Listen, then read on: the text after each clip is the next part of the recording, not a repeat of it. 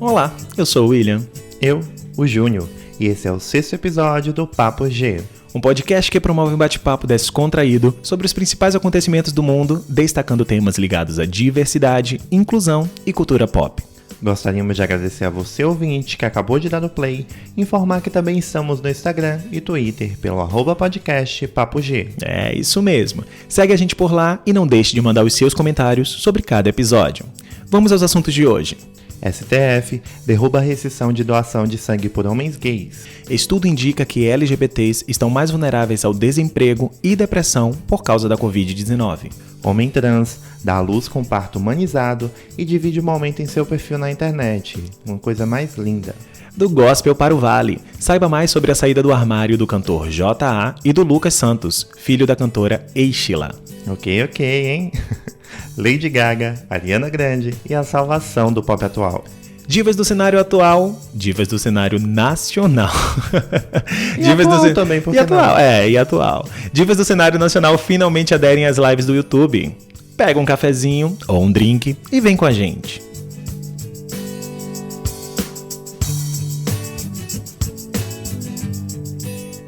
Todo mundo está sofrendo os efeitos da pandemia do novo coronavírus. Porém nós, população LGBT, estamos propensos a sofrer consequências mais graves. Uma pesquisa realizada pelas universidades federais UFMG e Unicamp revelou que parte da comunidade teme em sofrer algum problema de saúde mental durante a pandemia do novo coronavírus. Cerca de 10 mil pessoas foram entrevistadas pelo coletivo Vote LGBT e os resultados foram divulgados no Dia Internacional contra a LGBTfobia. Na entrevista, o pesquisador da UFMG Samuel Silva disse, abre aspas, por causa do preconceito, do medo da violência, muitas pessoas que fazem parte da comunidade LGBT vivem em alerta, o que já as deixam vulneráveis à depressão e à ansiedade. Outro ponto é que, com o isolamento social, pessoas que vivem em casas onde há relações conflituosas, eles tendem a sofrer um pouco mais. Organizações LGBTs desenvolveram uma cartilha com dicas de como lésbicas, gays, bissexuais, travestis, transexuais e pessoas intersexuais podem agir em situações de violência. A gente chegou a falar em outro programa sobre isso, né? Uma pesquisa que foi feita lá fora. Isso, até então a gente tinha dados do Reino Unido e Estados Unidos. E agora o Vote LGBT chegou a fazer uma pesquisa sobre o assunto.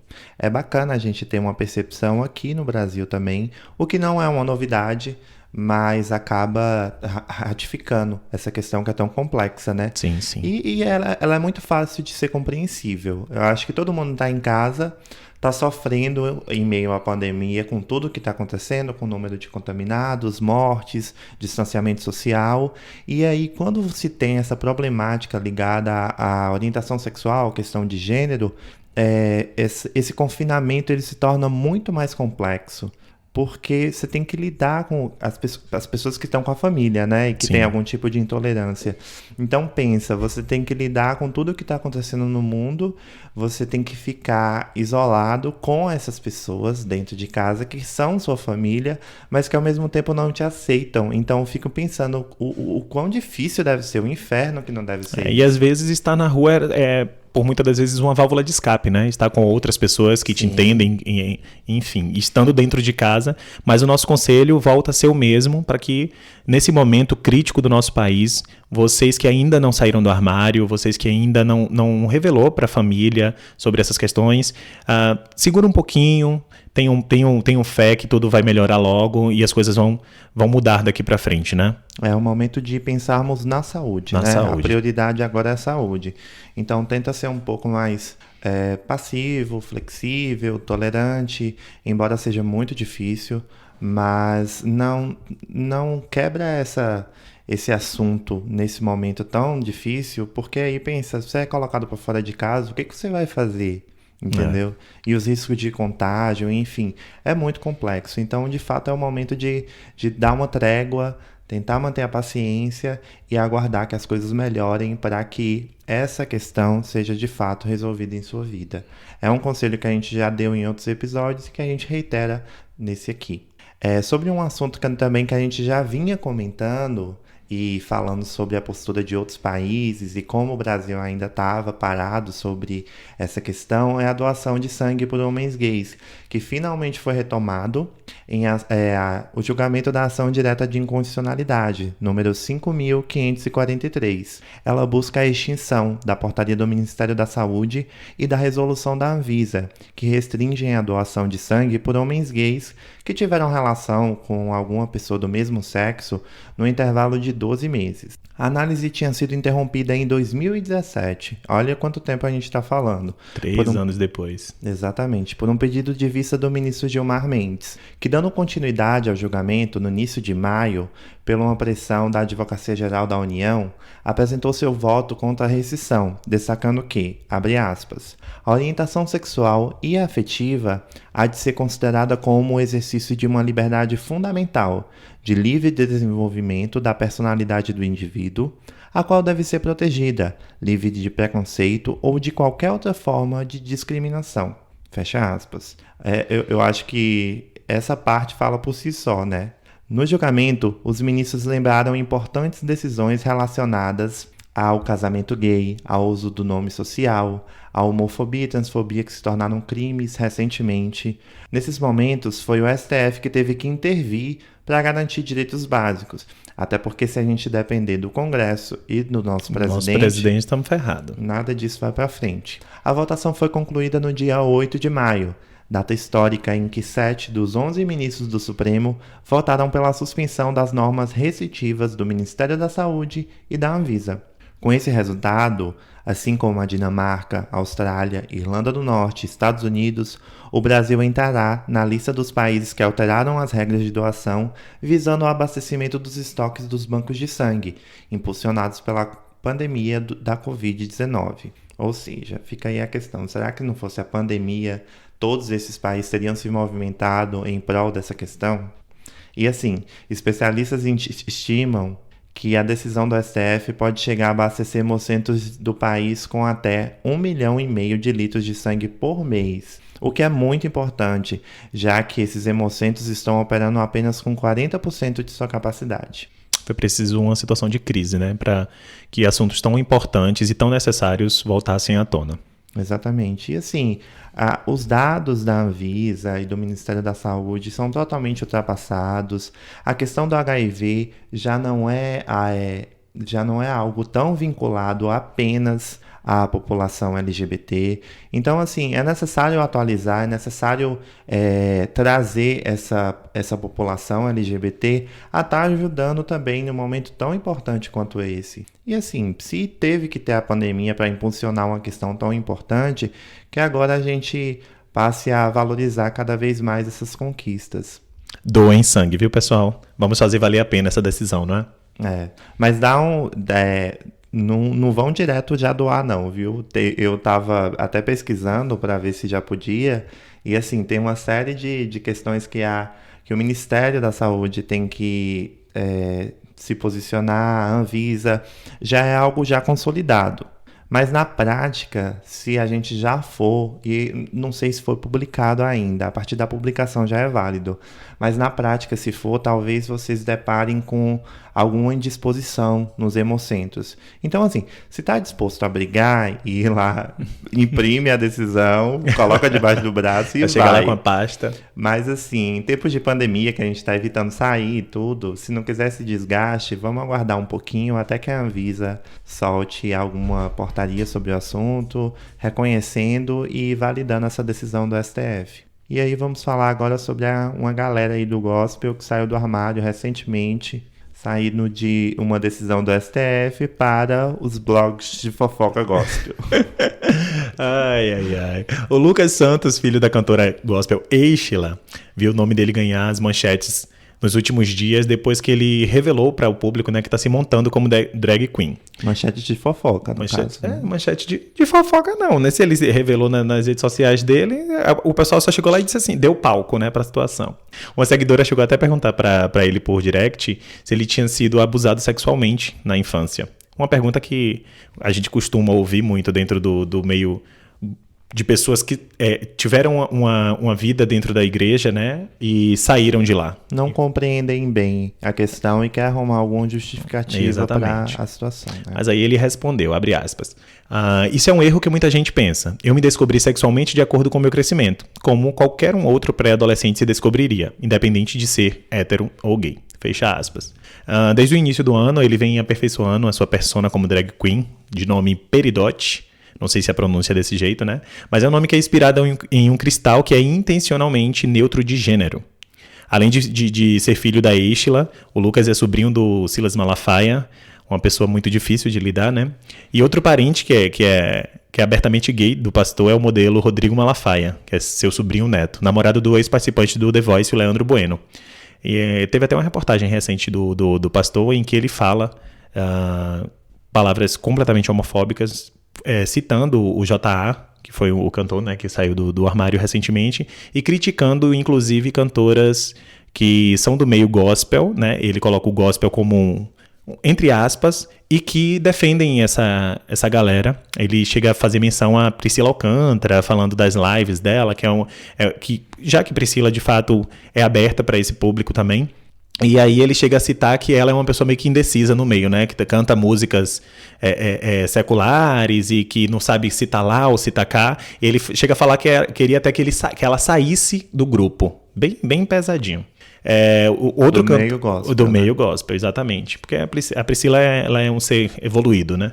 O J.A., que é o cantor que ele chegou a citar, ganhou até uma visibilidade muito grande recentemente porque ele saiu do armário, fez um post no Instagram dele falando sobre esse processo. Chegou a apagar todas as imagens que ele tinha postado e deixou só uma mensagem lá, fazendo menção ao pastor que agenciava a carreira dele. Ele ficou muito conhecido na época do Raul Gil.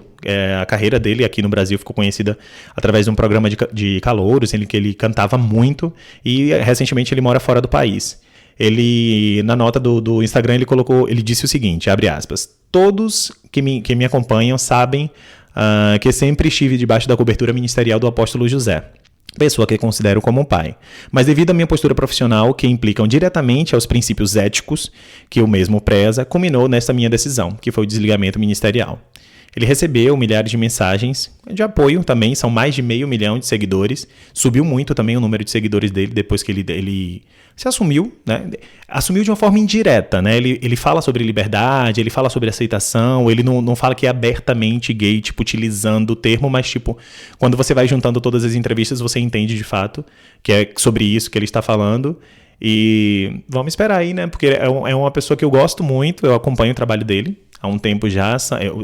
Tem músicas maravilhosas também, ele tem uma voz muito incrível e ele vai ser muito bem-vindo ao Vale. Eu acredito que até no último trabalho dele tem umas músicas que fazem... Você consegue ver muito uma referência lá com o Justin Bieber e tal, uma coisa meio eletrônica, meio pop.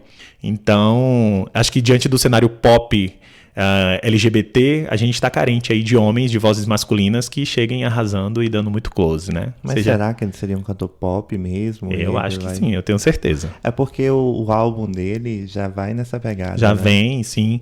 Tem a referência que ele usa de Michael Jackson também, os efeitos que ele usa nas músicas e tal. Acho que ele vai acrescentar, vai somar muito aí no nosso bonde. Eu queria destacar uma questão do Lucas, que foi a forma com que a mãe dele, a Estela, se posicionou, que eu achei muito interessante. Sim, Ela fez um post com ele, também na foto, e aí foi engraçado que eu mandei pra minha mãe na sequência, né, pra gente comentar e tal, e minha mãe ela já levou para um lado mais negativo, mais extremo, porque tem uma parte, salvo engano, que ela fala em maldição, alguma coisa. Mas está muito bem contextualizado. Eu acho que ela usou bem as palavras. E o que eu tiro do posicionamento dela é que ela prega o amor. Independente de quais foram as escolhas, o que talvez seja errado ela ter se colocado dessa forma, porque não é uma escolha, é uma condição. Mas, enfim, ela está respeitando a forma com que o filho dela vai passar a viver agora. Eu acho que a escolha dele foi ser ele mesmo, né? Isso. Enfim. E ela tá falando que independente é o filho e que ela vai amar. E dentro disso, ela traz questões religiosas. que de fato é o que se prega na Bíblia, é o amor. Jesus, ele veio com essa finalidade de transmitir o principal, o amor. é o maior mandamento, né? Exatamente. E assim, não tem nada, não tem nenhuma cantora, algum outro contexto parecido. Você que é mais dentro do meio gospel, você se recorda algo desse só tipo? Pra contextualizar o você é mais dentro do meio gospel. Sim, porque eu fui evangélico, tipo, grande parte da minha vida e cantava também. Canto ainda, mas, tipo, não mais na igreja. E sim, como é que eu vejo? Porque no caso você está falando que a sua mãe ela viu de uma forma mais negativa. E do lado de cá eu vejo assim, que já é um avanço muito, muito grande dentro do meio gospel. Antes a gente tinha muito essa assimilação aí com...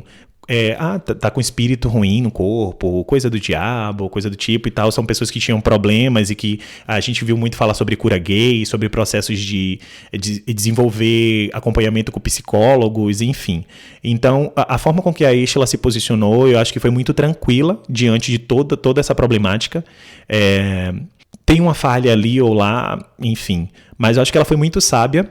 E vai possibilitar muito que outras pessoas do cenário gospel também se sintam abertos e representados, né, diante de tudo isso e saiba como que tem chance para todo mundo, que dá para todo mundo ser feliz, independente e que dá para colocar Deus no lugar que ele deve estar de fato e se abrir.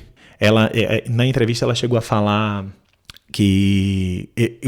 O Lucas chegou a falar que eles brigavam muito no início e que chegou um momento em que eles sentaram e conversaram, eu não vou mudar o meu pensamento e você também não vai mudar o seu. Então a gente tem que agora entender que vamos viver no mesmo ambiente e que precisamos respeitar a decisão um do outro.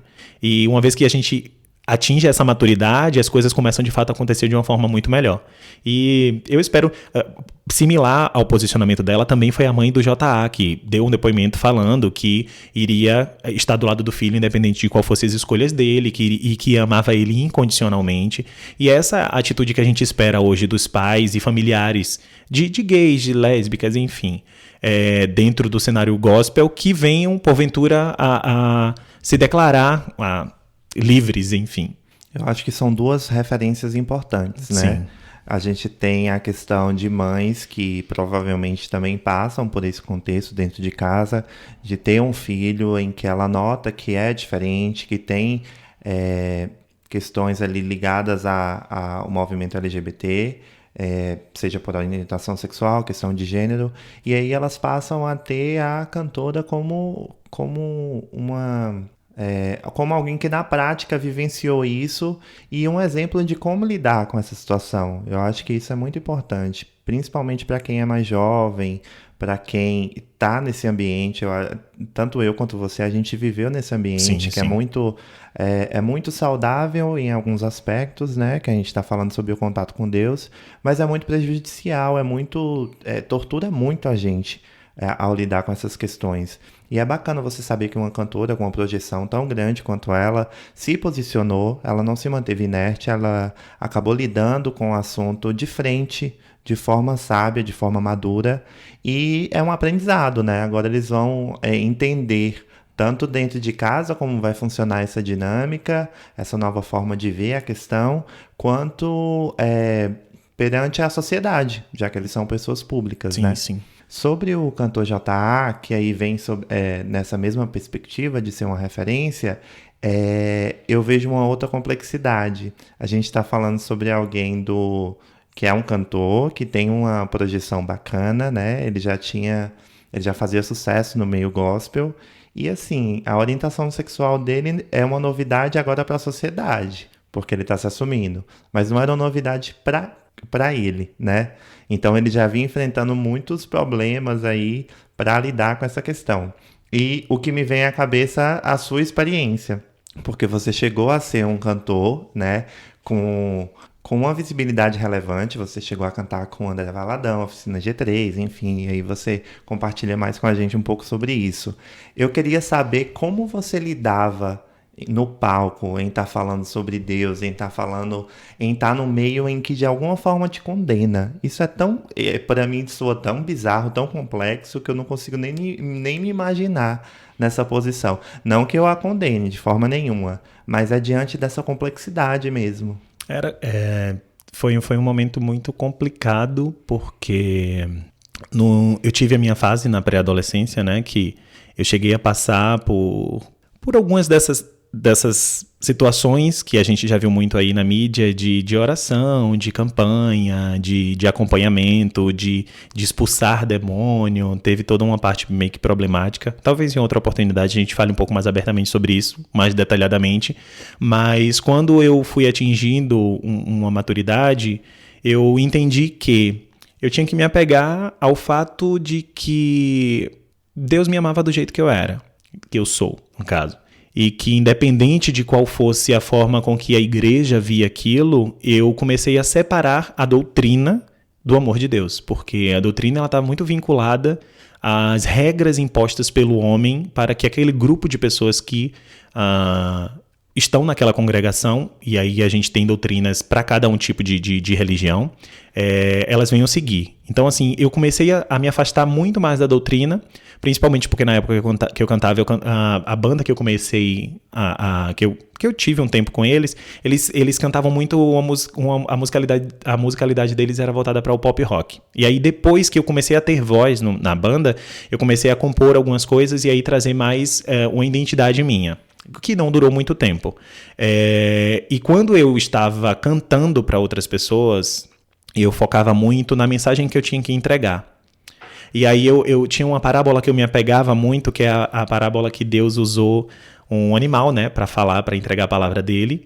E isso fazia com que eu não olhasse para mim como pessoa e simplesmente me colocasse como veículo para levar a palavra de Deus, para levar a mensagem, para ajudar alguém. Então, independente de me sentir fora dos padrões, fora do que as pessoas diziam, ditavam como correto, eu dizia o seguinte: eu vou entregar a palavra, eu vou cantar, eu vou conversar com as pessoas, eu vou falar. Dentro de mim havia uma dualidade muito grande, porque parte de mim queria estar vivendo livre e sem julgamentos. Outra parte de mim tinha que entregar o que a expectativa das pessoas exigia ali, né? E aí é engraçado falar sobre isso porque minha mãe, ela é responsável também por círculos de oração. Minha mãe meus pais, minha família sempre foi muito envolvida com todo o ministério de louvor, e eu canto desde criança na igreja. Então, parte de mim, durante todo esse processo, tinha muito medo da exposição deles, de como eles iriam ficar vistos na igreja. O filho da cantora, o filho da líder, o filho da regente e tal. Então, assim, por muito tempo eu me escondi para não machucar ninguém. E quando eu achei que já não dava mais, eu terminei me afastando da igreja, para não trazer esse peso sobre eles. O que de uma forma ou de outra, mais cedo ou mais tarde iria acontecer, e que eu não teria o que fazer, mas chega um determinado momento que a gente tem que olhar para tudo isso e entender o que te faz feliz, e é aí que começa a luta que a gente acredito que tenha sido a mesma coisa do J.A. Diz assim: agora eu vou prezar pela minha felicidade. Eu já conheço Deus, eu já sei o que ele é para mim, e eu sei que se ele me ama de verdade, ele vai me aceitar como eu sou. E aí vem o processo de amadurecimento diante de tudo isso. Então, assim, foi um processo muito complicado, muito conturbado, muito secreto, porque eu não compartilhava isso com ninguém. Era eu, e eu tinha que passar por tudo isso. E eu acredito que hoje o posicionamento que ele teve é simplesmente: pago as minhas contas, não sou dependente de ninguém, as pessoas já sabem que eu sou uma pessoa de boa índole, as pessoas sabem dos meus princípios, as pessoas me veem como ser humano, e isso eu falo inclusive sobre mim mesmo, as pessoas me veem como um ser humano do bem, que quer o bem às pessoas. Então agora eu preciso provar mostrar para as pessoas que eu sou muito mais do que um cantor gospel. E aí que vem essa luta, né, por aceitação. Enfim, acho que eu não sei se eu consegui me expressar bem, eu tô meio nervoso porque isso também não estava no roteiro. Mas enfim, eu espero que vocês tenham conseguido entender um pouco e mais pra frente, em uma outra oportunidade, a gente fala melhor sobre essas fases aí. Ai, que bonito. Principalmente essa questão de você se colocar como um canal, né, pra passar a palavra de Deus. Sim, sim. E até hoje eu me vejo dessa forma. É engraçado que as coisas vão atingindo um outro nível, né? Recentemente eu cheguei a fazer uma live no meu Instagram com músicas gospel e foi, pra mim, uma decisão muito difícil, né? Porque eu sinto muita falta de cantar as músicas que eu cantava na época que eu estava na igreja. E em contato com uma amiga nossa, ela estava passando por uma situação difícil e eu cantei algumas músicas e mandei para ela por WhatsApp. E aí começou meio que despertar um desejo em fazer de fato algo voltado para isso. E aí eu terminei fazendo e meio que ligando literalmente o foda-se para qualquer pessoa que fosse me julgar por conta disso. É um gay cantando músicas gospel e tal. E tipo, eu me desprendi dos rótulos, né? Eu sou uma pessoa que, tipo, ama a Deus sobre todas as outras coisas e se sente amado por Ele. E compartilhar foi um momento muito especial para mim. Cantar essas músicas, tipo, era algo que estava programado para ser 1 hora, só a gente terminou chegando a quase 3 horas, só cantando, e que foi algo muito intimista. Pessoas que eu tenho um sentimento muito bacana e que também se mostraram gostar de mim pelo que eu sou. Se desprenderam disso, né, desses rótulos. E assim, depois de tudo isso, eu tô pronto para qualquer coisa e só vem. E é engraçado como as jornadas se assimilam, né? Tanto para quem teve o contexto igual sua história acaba tendo muita relação com o do JA. Sim, muita. A história de todo mundo que teve esse contexto, essa fase dentro da igreja é muito parecida. Muito parecida, muito. A fase de quem aguarda chegar a uma maturidade relacionada à idade, à independência financeira, para que só assim possa se reconhecer em sua condição, é muito igual. Então, assim, diante da sociedade que a gente vive, a gente acaba dividindo esses mesmos anseios e essa mesma história, né? Enfim, vamos agora para uma outra notícia. Um homem trans morador do Reino Unido deu à luz ao seu 3º filho, e o nascimento foi marcado por muita intensidade e emoção. O britânico, que é casado com um homem, contratou uma fotógrafa para registrar o parto, que foi humanizado. Eles postaram 140 fotos no Facebook com o objetivo de dar visibilidade para a comunidade trans e deixar claro que homens também podem engravidar, ter uma gravidez saudável e um parto normal. Inicialmente, eles queriam que fossem apenas um álbum de memórias, mas quando viram as fotos, eles não tiveram dúvidas de que precisavam ser publicadas, pois representavam muito bem 2 causas de suma importância, que é a normalização do parto domiciliar e de pessoas trans e não binárias que dão à luz. O ensaio ficou lindo. Inicialmente, ele não deixa de ser um pouco chocante, né? Porque a gente figura masculina, né? A gente tá falando de um homem trans, né? Com barrigão e dando à luz. Mas, de fato, eu acho que a grande finalidade que eles quiseram que foi trazer representatividade, mostrar uma situação nova, mostrar que pessoas trans podem, ou não binárias podem engravidar, a questão do parto humanizado. Então, assim, ele trouxe tanta causa através dessas imagens e, de fato, virou manchete em todos os lugares. Se você ainda não viu, por favor, pesquise e dê uma olhada. E vamos agora falar de lançamento pra galera que tá aí sedenta por coisa boa. 2 grandes artistas se uniram para uma colaboração que com certeza foi um evento épico para nós súditos de divas pops. Nessa sexta-feira, a Lady Gaga fez a caridade, né, de lançar para nós. Caridade, né, gente? Porque a gente tá aqui numa situação bem, bem complicada. Ela lançou a faixa Rain on Me e chegou nas plataformas digitais junto com... vai ele largar a música. Maravilhosa, gente. Ué, e corta assim? Nossa se deixar Senhora. muito tempo, a gente vai ter problemas autorais. A, fa É só a o pessoal faixa... identificar que música é essa. Que música é essa? Só um teaser. Um teaser. A faixa da Lady Gaga tem a participação da Ariana Grande. Ela é uma das faixas mais aguardadas, né? Porque ela tá com parceria aí tanto com a girl band Blackpink e ainda tem participação do Elton John.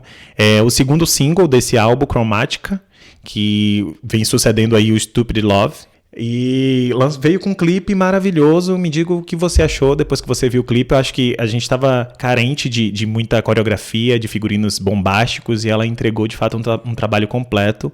A Ariana, eu acho que é de uma outra geração, né? A Lady Gaga ela é da geração aí anterior, e a Ariana simplesmente chegou e deu o nome. Lady Gaga é da nossa geração, que já é uma geração antiga, né? Antiga, é. A gente tem que aceitar e tem que lidar com isso. E assim, eu sou uma pessoa totalmente nostálgica. Eu brinco com os meus amigos que nada depois de 2010 me emociona. Porque eu vivo minhas playlists são todas TBT. E aí eu vivo sobre a era Lady Gaga, Beyoncé, Adele, enfim, Pussycat Dolls, não consigo superar. E de fato esse clipe ele é sensacional. Ele vem com a retomada do pop raiz, do pop chiclete, com coreografia e com grandes looks. A Lady Gaga trazendo de volta todo esse aspecto. Eu acho que ela tá voltando à era dela, que de fato colocou ela no mundo, né? Para o mundo. A era Born e ela chegou a falar que ela ia tomar as pistas de dança, que é algo dela. Então é muito bacana ela ver, que sirva de exemplo para a senhora Beyoncé, que está nos ouvindo. Eu não falo nem mais de Rihanna, que já é ridículo, né? A gente fica cobrando o álbum a Rihanna. Essa campanha de Rihanna já tá cansativa. Nossa. Já, né? Enfim. Mas é sensacional. É muito lindo o clipe, visualmente falando. Não precisou de grandes coisas, né? Chroma key ali atrás. Que teve muita edição, né? Muita coisa gravada com efeitos especiais. Repete o mesmo formato do Stupid Love, que foi o single anterior, em que não houve grandes produções para entregar. Eu acho que, comparado, lógico que foi o primeiro single que ela veio retomando o mesmo formato anterior. Mas eu esperava um pouquinho mais do clipe anterior, do Stupid Love, o que pra mim supriu bacana o lançamento da parceria com a Ariana. Ficou muito lindo, de fato, os efeitos, cabelo, figurino. Tem uma parte que ela tá ferida na perna também, com a faca. Se você não viu, corra pra ver, o clipe está lindo demais. Mas se você não viu, você não tem nem não é nem pra exatamente. Né? A gente meio que falou isso no outro episódio, né? Qualquer gay que se preze. Ainda não ouviu a música de Lady Gaga, não é pra estar ouvindo esse podcast, não. Mas, a gente tem um público que não é LGBT também, viu? Então, vamos respeitar o pessoal. E é engraçado que aí você vê o tamanho da Ariana Grande ali, né? Ela não sai por baixo da Lady Gaga. Não é o tamanho fisicamente que você quer dizer, é o tamanho... Não, imagina. A grandeza. Tem também o trocadilho com a Ariana Grande. Exatamente. Né? Enfim, mas é muito bacana ver como ela se posiciona como artista com um ícone, que é a Lady Gaga. Então ela tá muito bem. E a voz de Ariana também é outra que é muito comercial e que super funciona. Eu tava comentando com você antes que qualquer feat dela é hit. É hit. E vale ressaltar que ela lançou, não tem nem um mês, uma parceria com o Justin Bieber, né? E que também assumiu o topo das paradas aí. Ela não tá lançando álbum, mas vira e mexe, rola uma parceria aí com grandes nomes. Então, se você é como eu, que vive de passado, surge aí uma luz pra gente, né? Do nosso pop maravilhoso, dançante, raiz, que pode estar voltando através da Lady Gaga. Eu fiquei mais ansioso agora pelo álbum, viu? Diante dessa parceria aí, eu acho que vem coisa boa no dia 29, que é o dia que vai ser lançado o Chromatica. E vamos pro Brasil, que é mais fácil pra gente lidar. O que acontece? E que a gente sabe falar o nome das artistas? Não sei, né? Tem uns novos lançamentos aí. Que tá difícil, né? Tá difícil. É igual a da Isa, eu não consigo. Que da Isa? A música nova da Isa. Qual o nome? Você pegou... Tá vendo? Nossa, que exposição. Fica mais uma vez. Be the one. Fica mais... Você incluiu ela pra falar dela aqui? Que eu não tô vendo o nome dela. Não. Foi espontâneo. Nossa. Fica aqui um apelo, mais uma vez, para as escolas de inglês entrar em contato com a gente, para que a gente possa estar transmitindo um conteúdo mais estrangeiro para vocês, porque até então tá difícil. Vamos falar sobre as lives que tem rolado aqui. É o que tem para falar, né, gente? Porque assim... a dificuldade que se tem para arrumar pauta LGBT. Em tempos, em tempos de pandemia. E assim, pauta de vida, né? Quando eu ligo para as pessoas, eu tô com a brincadeira assim, ó, nós vamos falar ou sobre a pandemia, número de contaminados e mortos, ou sobre política, mais um escândalo do Bolsonaro, ou sobre as lives. Porque fora isso, você não tem vida. Você vai falar o quê? Você pegou não sei quem, pegou não sei quem. Não, ninguém pegou ninguém. Você foi pra festa, você fez... Não, você fez o quê? Nada. Então é isso que temos. Falando que você estava falando das polêmicas da política, a gente não tá sentindo tanta falta do Big Brother, né? A gente tá tendo paredão, semana, toda semana tem eliminado. Toda semana sai alguém, toda semana vaza um vídeo, vaza um áudio. Pois é. Enfim. Mas enfim, voltamos para lives. A gente teve o Festival do Orgulho, né? Com a Pablo Vittar, a Pepita, a Aretusa, o Matheus e o Urias. Foi ótimo, teve o patrocínio da Amistel, que já vem acompanhando, né, todas essas causas LGBTs, todos esses eventos. Teve uma polêmica envolvendo um tweet de uma outra marca de cerveja. Não vamos dar palco para outra marca. Que curtiu um comentário homofóbico. Sim. E aí a Amistel, mais uma vez, se posicionou de uma forma super sábia e até usou isso, né, para ratificar o quanto ela tem se posicionado a favor da diversidade. Foi super bacana. Tivemos a live da Ludmilla, que rendeu a queda na piscina, que se tornou um meme. Histórico. Acho que se não houvesse essa queda, a live não tomaria tantas manchetes como tomou. Mas, gente, eu acho que o mais engraçado, mais hilário, foi a reação dela diante do que aconteceu e do cara que tava tocando com ela. Que foi muito hilário. A câmera ficou focada nele enquanto tudo tava acontecendo. Ela tava lá cantando a música da Manu, não foi? Da Manu Gavassi? Foi. E era um dos momentos mais esperados. Live, né? Não, mas foi incrível, gente. E assim, foi engraçado porque eu tava assistindo na sala e o William tava assistindo em outro cômodo, tal, no celular. E eu nem sabia que ele tava assistindo, né? Aí de repente eu tô ali curtindo a música, tal, aí ela cai, aí eu, amor. Aí daqui a pouco... Desci correndo as escadas. Aí ele desce desesperado, meu Deus, o que faz? Parecia que a gente aqui tava morrendo afogado, né? E você sabe que, tipo, viralizou no Twitter e a galera começou a fazer inúmeros vídeos no TikTok, que foi muito engraçado, a galera dublando. Sim, que tem aquele efeito também, né, da água no TikTok. Tem o efeito e a galera água. Faz uns memes interessantes aí. Mas ela não perdeu... Não perdeu, não. Não perdeu o fôlego, né? Foi engraçado que, num primeiro momento, ela não reagiu tão bem quanto poderia, né? Tipo, ela não levou na brincadeira e tal, ela saiu meio transtornada. Sem saber, toda molhada, com fone, o ponto no ouvido molhado, o microfone molhado. Eu acho que o microfone ficou dando choque, inclusive, depois que você percebia o incômodo dela em segurar o microfone, mas assim, ela não perdeu a pose e continuou fazendo a live. Sim, e aí depois foi engraçado que ela dava crise de riso nas outras músicas, que eu acho que foi quando a adrenalina passou e ela começou a assimilar. Ela começou a assimilar o que aconteceu e o quanto engraçado foi, né? Mas enfim, foi sensacional. E aí teve a live também da Alessia, que eu não vi, mas pediram pra me incluir aqui, né? Estamos falando de diva pop. Diva pop, no cenário nacional, tinha que incluir todo mundo do arco-íris que tá fazendo live. Tá, e o que aconteceu nessa live? Sabe o que é engraçado? Ela falou que o pessoal fez o teste do Covid antes de começar a live e ela colocou dançarinas na live dela. Na da Alessia? Exatamente. Ela fez na casa dela, bem com letreiro, com o nome dela bem bafo também. Mas ela colocou dançarinas e aí também falou pro pessoal que fizeram o teste antes. Acho que para diminuir possíveis polêmicas, né? E assim... Se vocês acompanham a gente, eu acho que vocês vão se recordar que teve um episódio que a gente até trouxe todo um debate falando sobre essa questão das lives e da equipe e do isolamento social, que o pessoal não estava cumprindo, uma vez que eram grandes produções e tal. Mas eu acho que já é uma questão superada, né? Porque o pessoal tocou, foda-se, literalmente. Porque todo mundo tá fazendo grandes shows, grandes palcos, gravando DVD. Fala de grandes shows, grandes palcos. Ontem teve live da Maiara e Maraísa com um carrossel, gente, pelo amor de Deus, um carrossel. E elas andavam montadas nos cavalos no carrossel e disse, não, o povo não tá, limite agora não tem nenhum. Não, e eu vejo as dos sertanejos é umas estruturas bizarras, assim, é muito grande mesmo. E quem teve uma estrutura também muito show, que eu achei incrível, e que vem um pouco com essa ideia deles de tecnologia, né, foi o Black Eyed Peas. Foi mesmo. Agora, no Black Eyed Peas colocou banda, né? Tinha o baterista, o guitarrista e, tipo, eles fizeram lá um cenário meio que completamente digital, com painéis de LED, né? Nossa, E ficou muito lindo. Ficou muito show. Muito show lindo, mesmo. muito lindo. Teve participação da Anitta, inclusive. Fizeram uma ligação lá e o will.i.am citando as festas que rolava na casa da Anitta, que ele estava sentindo muita falta.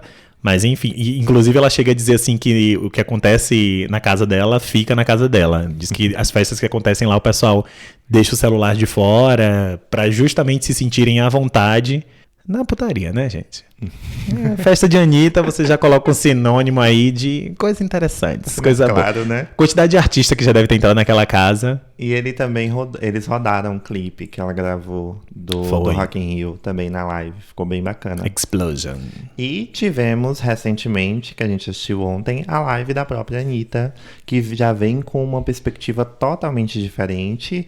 Ela não trouxe esse formato de mesa, né? De boteco, enfim, cantando ali com violão, com... Ela já tinha feito 2 lives, uma mais tranquila no Dia das Mães, uma outra gospel, né? Que ela estava cantando músicas da igreja, da época dela. E agora foi a primeira vez que ela fez uma live dela mesmo, cantando as músicas da carreira dela. Ela veio, ela prometeu pra todo mundo que ia fazer algo bem grandioso e diferente de tudo que as pessoas já tinham feito, e de fato foi. Assisti a live e ela deixou todos os fãs enlouquecidos, porque foi mais de 5 trocas de figurino, acho que 6 figurinos que ela utilizou. Teve a participação do Google Gloss, interagindo com a galera, falando em 3 idiomas, o que eu achei o máximo. Ele estava lendo comentários de fora do país. A Anitta, ela fez parte de um line-up do Latinos América. Latinos Unidos. Latinos América não, Latinos Unidos. E aí foi um show muito grande que foi transmitido pra fora, inclusive teve até algumas falhas no começo. Ela explicou depois que como o sinal ele ia pra fora pra depois voltar pro Brasil, foi normal essas falhas, mas depois tudo se normalizou.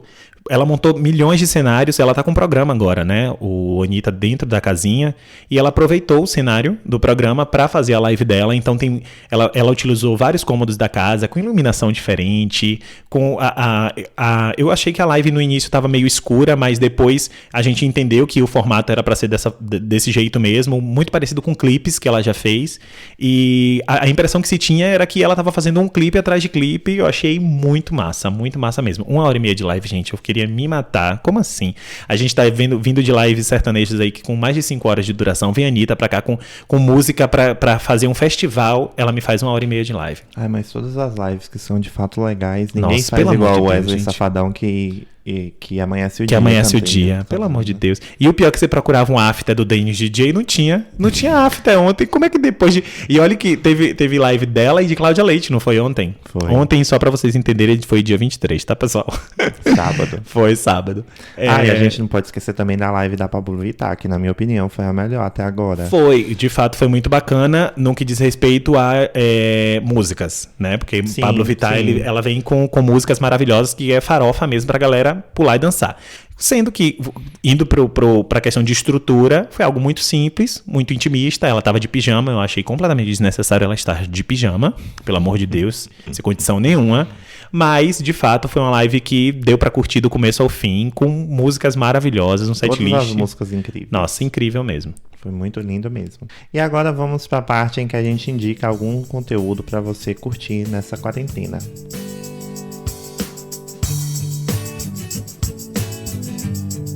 Vamos lá? Minha indicação primeiro? Você.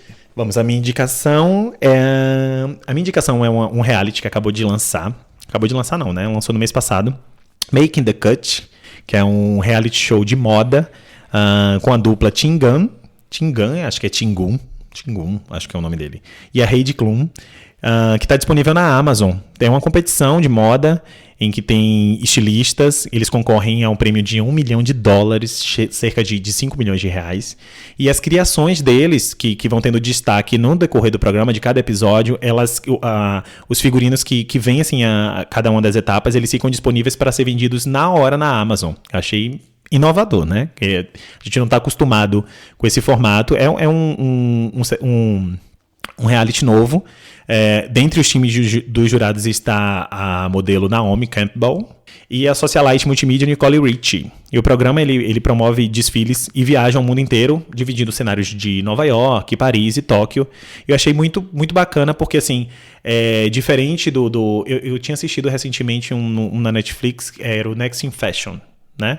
Eu achei que o Making the Cut ele é mais grandioso, né? No que diz respeito à estrutura, o carisma dos apresentadores também é muito legal e dá vontade de você querer maratonar os episódios todos. Eu parei para pesquisar um pouquinho sobre a série e eu tive que escolher qual link eu iria abrir para não descobrir quem ganhou, né? Porque já terminou a temporada, só que eu ainda não terminei de assistir. Eu não quero descobrir, ter um spoiler aí de quem ganhou. Então assistam Making the Cut para vocês que gostam desse tipo de competição. Mas é bem legal mesmo, e é o que se falou, é grandioso.